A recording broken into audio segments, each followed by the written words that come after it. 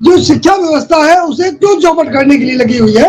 हम लोग गांव के लोग हैं, यदि हमें कुछ कमियां हैं, त्रुटियां हैं, तो सरकार उसका दिशा निर्देश जारी करे, हम उसे पूरी करने की कोशिश करेंगे।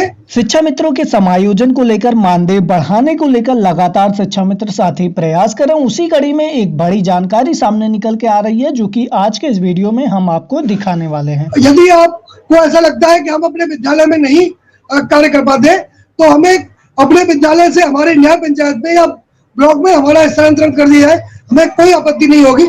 लेकिन हमारे जो बच्चे भूखे मर रहे हैं, कम से कम उनके बारे में तो सरकार को एक और विचार करना चाहिए कि 10,000 रुपए की इस भीषण महंगाई में कैसे हम अपने बच्चों का पालन करें, कैसे हम अपना लालन पालन करें, कैसे हम बच्चों की अपने शादी ब्याह करें।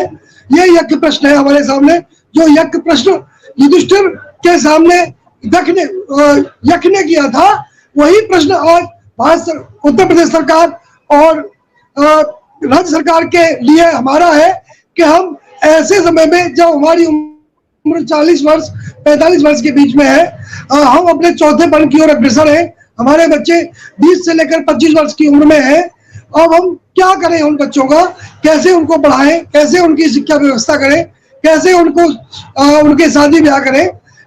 तो इस बात का जवाब ये सरकार नहीं देगी तो बताइए कौन देगा।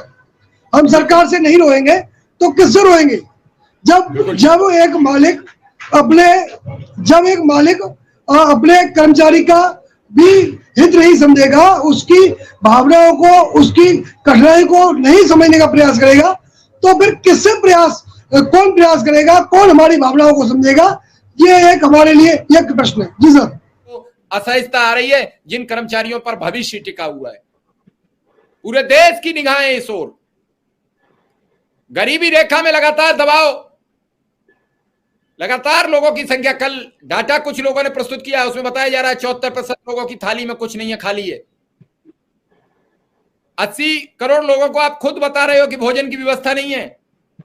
चर्चा करते हो 5 ट्रिलियन इकोनॉमी हो गई है, फिर ये भूख से पीड़ित चीखने चिल्लाने वाले लोग, ये हैं कौन? समाधान करने के लिए कोई तैयार नहीं है, कोई हमारी बात सुनने को तैयार नहीं है।